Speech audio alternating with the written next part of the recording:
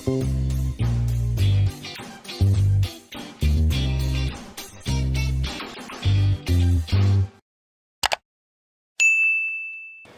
எல்லாரும் எப்படி இருக்கீங்க? Welcome back to Deena's kitchen. இனி நம்ம கிச்சனில் பார்க்க போது பூண்டு மிளகு சாதம்.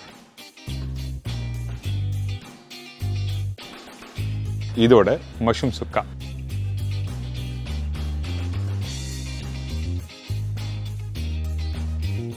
Basmati rice 200 gram, pepper powder 1 table spoon, பெரிய வெங்காயம் 1 நம்பர், தக்காளி 1 நம்பர், காய்ந்த மிளகாய் 3லேருந்து 4 நம்பர், பூண்டு 15லேருந்து 20 பல்லு, முந்திரி பருப்பு 10லேருந்து 15 நம்பர், காய்ந்த திராட்சை 10லேருந்து 15 நம்பர், மஞ்சத்தூள் சிறிதளவு, சில்லி பவுடர் 1/4 டீஸ்பூன், தனியா பவுடர் 1/2 டீஸ்பூன், பெருங்காயம் 1/4 டீஸ்பூன், கடுகு 1/4 டீஸ்பூன், சோம்பு 1/4 டீஸ்பூன், கொத்தமல்லி தேவையான அளவு, கருவேப்பிலை தேவையான அளவு, உப்பு தேவைக்கேற்ற, ஆயில் குக் பண்ணுறதுக்கு தேவையான அளவு, நெய் 1லேருந்து 2 டேபிள் ஸ்பூன். இதாங்க இந்த ப்ரிப்ரேஷன் தேவையான பொருட்கள்.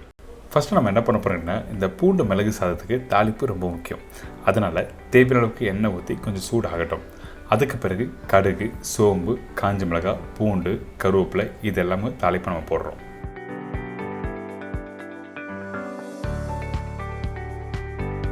அந்த காஞ்ச மிளகாய் போடும்போது ஒன்று பாதியாக கையில் உடைச்சி போடுங்க. அப்போ தான் காரத்தோட தன்மை கம்மியாகும். அப்படியே டேரெக்டாக போட்டிங்கன்னா அந்த விதைலாம் வராது, அப்படியே காரமாக இருக்கும். அதனால தான் உடைச்சி போடணும்னு சொல்கிறேன் எண்ணெயில்.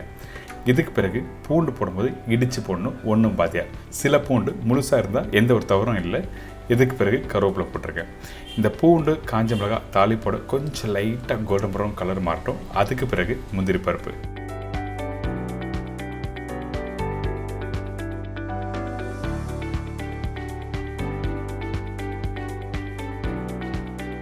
இப்போது இந்த முந்திரி பருப்பு காஞ்ச திராட்சை லைட்டாக வதங்கி வர டைமில் பொடிசாக கட் பண்ணி வச்சுருக்க வெங்காயம்,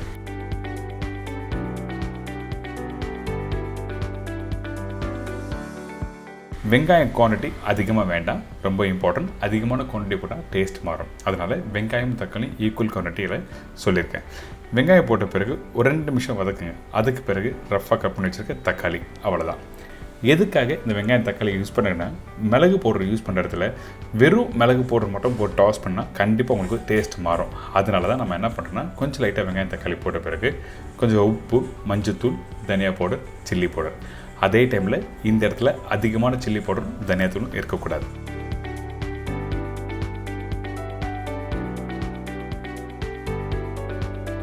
அந்த மசாலா கொஞ்சம் ஒரு நிமிஷம் வதக்கிட்டு 1 டம்ளர் தண்ணி இந்த மசாலா ஊற்றி குக் பண்ணுறோம்.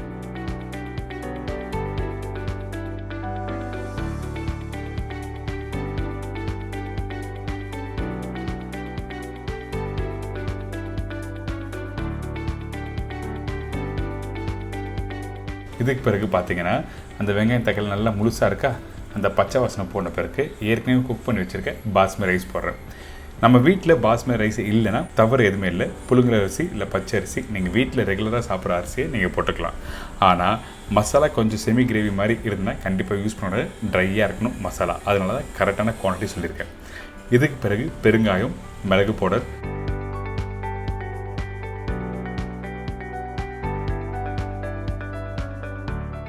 கொஞ்சம் கொத்தமல்லி, நெய். நெய் ரொம்ப முக்கியம் இந்த மாதிரி மிளகு ப்ரிப்ரேஷன் பண்ணுறதுக்கு. நெய் போட்டு அந்த மசாலாவோட போட்டு மிக்ஸ் பண்ணி பாருங்களேன், சூப்பராக இருக்கும் டேஸ்ட். பர்டிகுலர் ரைஸ் ப்ரிப்ரேஷனுக்கு கொஞ்சம் நெய் போடும்போது அந்த காரத்தோடு சேர்த்து சாப்பிடும்போது டேஸ்ட் நல்லாயிருக்கும். அதனால் நெய் போட்டிருக்கோம். இதை அப்படியே அழகாக மெதுவாக மிக்ஸ் பண்ணி எடுத்தீங்கன்னா ஒரு சூப்பரான பூண்டு மிளகு சாதம் ரெடி. காரசாரமாக இருக்கும், என்ஜாய் பண்ணுங்கள். இதுக்கப்புறம் மஷ்ரூம் சுக்கா.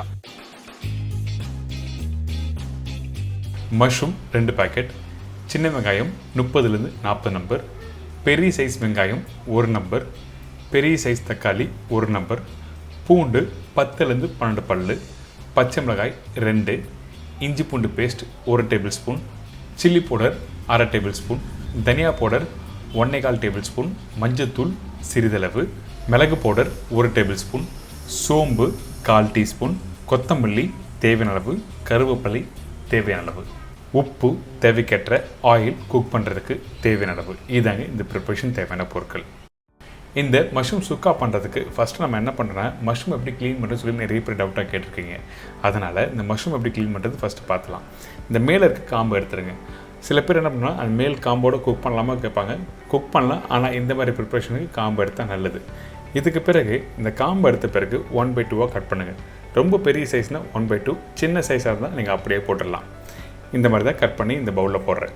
இதுக்கப்புறம் எப்படி வாஷ் பண்ணுறது ஃபஸ்ட்டு நம்ம பார்ப்போம்.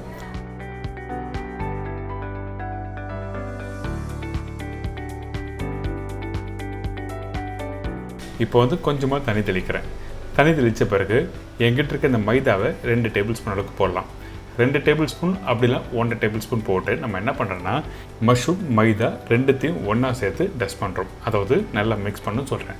மெதுவாக மிக்ஸ் பண்ணுங்கள், மஷ்ரூம் உடையக்கூடாது அதே டைமில். சரிங்களா? இதுக்கு பிறகு நம்ம என்ன பண்ணுறோன்னா ரன்னிங் வாட்டரில் வாஷ் பண்ணணும். அதாவது நம்ம வீட்டு கிச்சன் இருக்குல்ல, அந்த கிச்சன் சிங்க்கை ஓப்பன் பண்ணிவிட்டு ரன்னிங் வாட்டரில் வாஷ் பண்ணால் நல்லா வாஷ் பண்ணி க்ளீன் ஆகிடும். இப்போ நான் கிளாஸில் தண்ணி ஊற்றி வாஷ் பண்ணுறேன். இந்த இடத்துல ஆப்ஷன் இல்லாதனால நம்ம என்ன பண்ணுறோம், இந்த மாதிரி இடத்துல ரன்னிங் வாட்டரை ஓப்பன் பண்ணி வாஷ் பண்ணால் நல்லா க்ளீன் ஆகிடும். இப்போ வாஷ் பண்ணி எடுத்துன்னு வச்சுருக்கேன்.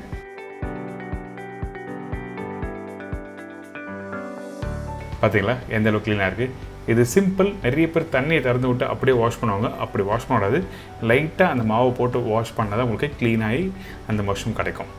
இதுக்கு பிறகு நம்ம என்ன பண்ணுறோன்னா இந்த மண்சட்டியில் கொஞ்சம் எண்ணெய் ஊற்றிருக்கேன். இந்த எண்ணெய் கொஞ்சம் சூடான பிறகு சோம்பு தாளிப்பாக போடுறோம். அதுக்கு பிறகு பூண்டு ரொம்ப முக்கியம். அதனால தாளிப்புலேயே பூண்டு போட்டுறோம். அதுக்கு பிறகு இந்த வெங்காயம். இந்த சின்ன வெங்காயம் கட் பண்ண வேண்டிய அவசியம் இல்லை, பெருசாக போடுங்க.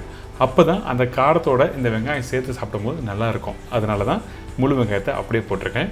இதுக்கு பிறகு பச்சை கருவேப்பிலை, கொஞ்சம் பச்சை மிளகாய். பச்சை மிளகாய் நான் 2 சொல்லியிருப்பேன். சில பச்சை மிளகாய் ஒரு பச்சை மிளகாய் போட்டால் காரமாக இருக்கும். அதுக்கேற்ற மாதிரி நீங்கள் போடுங்க. இதுக்கு பிறகு ரஃப்பாக கட் பண்ணி வச்சுருக்க இந்த பெரிய வெங்காயத்தை இதில் போடுறோம். எதுக்காக சின்ன வெங்காயம் பெரிய வெங்காயம் ரெண்டுமே போடுறோம் கேட்டிங்கன்னா, இந்த பெரிய வெங்காயம் பொடிசாக கட் பண்ணி போடும்போது உங்களுக்கு அந்த மசாலா டெக்ஸ்சர் கொடுக்க ஆரம்பிக்கும். அதனால தான் இந்த பெரிய வெங்காயம் இதில் கட் பண்ணி போடுறோம்.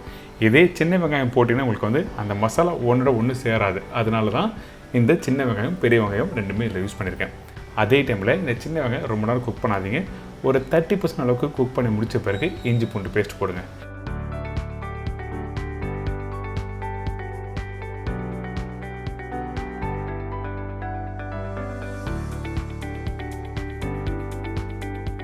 இஞ்சி பூண்டு வதக்கி முடித்த பிறகு தக்காளி, இதுக்கப்புறம் பவுடர் மசாலா எல்லாமே நம்ம போடுறோம். தக்காளி போட்ட பிறகு உப்பு தேவையான அளவுக்கு, மஞ்சத்தூள் கொஞ்சமாக, தனியா பவுடர் அதிகமாக போட்டிருப்போம், சில்லி பவுடர் கம்மியாக போடுறேன்.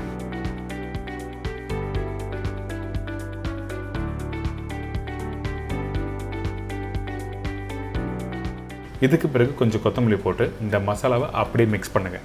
தண்ணி ஊற்ற வேண்டாம். இந்த இடத்துல தண்ணி ஊற்றாமல் இந்த மசாலாவை 2 நிமிஷம் அப்படியே குக் பண்ணணும்.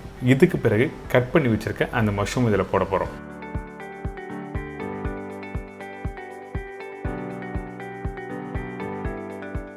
பாருங்கள், அந்த வெங்காயம் தக்காளி முழுசாக தெரியுதா? இந்த மாதிரி தான் டெக்ஸ்சர் வரணும் சுக்கா ப்ரிப்ரேஷனுக்கு.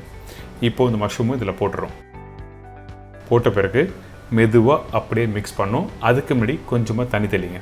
அதிகமான தண்ணி வேண்டாம். மஷ்ரூம் குக் பண்ணுறதுக்கு அதிகபட்சம் 5லேருந்து ஒரு 6 நிமிஷம் டைம் எடுக்கும். அதனால தான் நம்ம என்ன பண்ணுறோம், இந்த மஷ்ரூமுக்கு தேவையான அளவுக்கு தண்ணி ஊற்றி குக் பண்ணுறோம். கொஞ்சம் கொத்தமல்லி போட்டு நல்லா மிக்ஸ் பண்ணுங்கள்.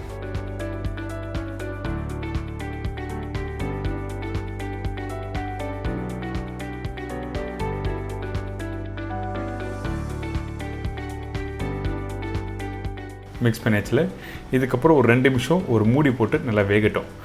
வேகும் போது உங்களுக்கு தண்ணி விட ஆரம்பிக்கும். அதாவது மூடி போட்ட உடனே தண்ணி விட ஆரம்பிக்கும். இந்த மாதிரி மசாலா கொஞ்சம் லூஸ் ஆகும். அதுக்கு பிறகு மூடி எடுத்து நீங்கள் குக் பண்ணிங்கன்னா உங்களுக்கு கெட்டியான டெக்ஸ்சர் வரும் இந்த மஷ்ரூம் சுக்கா. பார்த்தீங்களா? இந்த மாதிரி தான் வரணும். மசாலா அதிகமான குவான்டிட்டி இல்லை, அதாவது ஈக்குவல் குவான்டிட்டியாக இருக்கும். இந்த மசாலாவும் அதுக்கப்புறம் இந்த மஷ்ரூமும் ரெண்டுமே ஒரே அளவாக இருக்கணும். அப்போ தான் உங்களுக்கு சாப்பிட்றதுக்கு நல்லாயிருக்கும். இதுக்கு பிறகு நம்ம என்ன பண்ணுறோம், இந்த மிளகுத்தூள். மிளகுத்தூள் அதிகமான பெப்பர் மசாலா கான்செப்ட் போயிடும். அதனால் 1 டேபிள் ஸ்பூன் அளவுக்கு மட்டும் பெப்பர் போட்டால் போதும். இதுக்கு பிறகு கொஞ்சமாக சோம்பு, கொத்தமல்லி இதெல்லாம் போட்ட பிறகு நல்லா மிக்ஸ் பண்ணி இதை அப்படியே எடுத்து சர்வ் பண்ணால் ஒரு சூப்பரான மஷ்ரூம் சுக்கா ரெடி. இன்றைக்கி தெளிவாக இந்த ப்ரிப்பரேஷன் எப்படி பண்ணுறது சொல்லி உங்களுக்கு சொல்லி கொடுத்துருக்கேன். கண்டிப்பாக ட்ரை பண்ணி பாருங்கள். இந்த ப்ரிப்பரேஷன் சப்பாத்தி, தோசை, இட்லி, பரோட்டா, ரைஸோடு தொட்டு சாப்பிட்லாம். ஸோ இந்த மாதிரி பல ஆப்ஷன் இருக்குது. என்ஜாய் பண்ணுங்கள்.